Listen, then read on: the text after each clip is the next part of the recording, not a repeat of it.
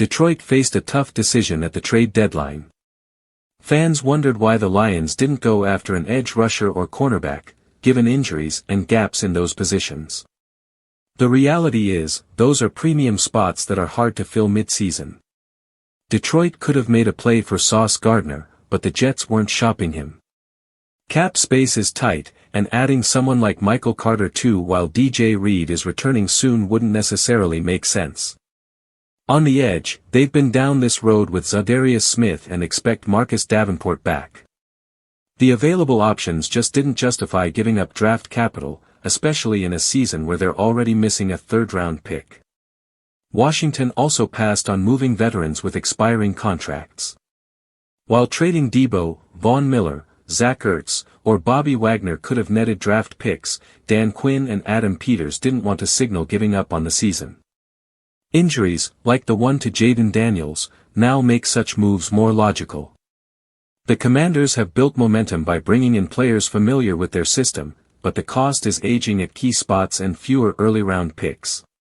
After recent injuries, restocking the shelves would have been wise, but the hesitation is understandable. Cincinnati fans worried about Duke Tobin, but the longtime GM has drafted well under multiple coaches.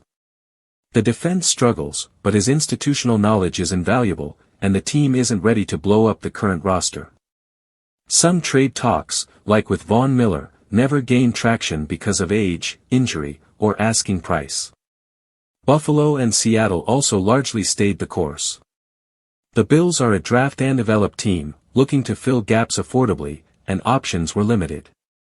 Seattle made a smart addition in Rashid Shaheed, complementing their offense without giving up major assets. The Giants weren't moving Dexter Lawrence, and the Jets faced tough choices around Breece Hall. His value rose mid-season, and injuries elsewhere made him indispensable. Holding on to first-round picks in 2027 also gives them flexibility for high-end talent or a veteran quarterback. Chicago dealt with injuries at cornerback.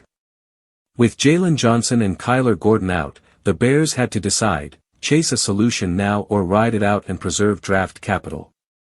They chose patience, banking on players returning and holding on to assets for the future. Overall, the deadline reflected careful judgment rather than dramatic swings. Teams weighed immediate needs against long-term strategy, balancing roster gaps, injuries, and future draft capital. While fans see what wasn't done, the moves, or non-moves, were often rooted in logic, cap management, and the reality of navigating a long NFL season.